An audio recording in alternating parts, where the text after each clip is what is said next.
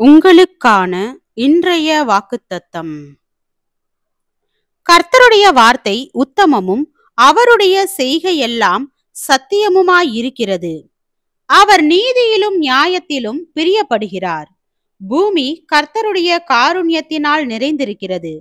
கர்த்தருடைய வார்த்தையினால் வானங்களும் அவருடைய வாயின் சுவாசத்தினால் அவைகளின் சர்வ சேனையும் உண்டாக்கப்பட்டது. அவர் சமுத்திர ஜலங்களை குவியலாக சேர்த்து ஆழமான ஜலங்களை பொக்கிஷ வைப்பாக வைக்கிறார். பூமியெல்லாம் கர்த்தருக்கு பயப்படுவதாக, உலகத்திலுள்ள குடிகள் எல்லாம் அவருக்கு அஞ்சி இருப்பதாக. அவர் சொல்ல ஆகும், அவர் கட்டளையிட நிற்கும்.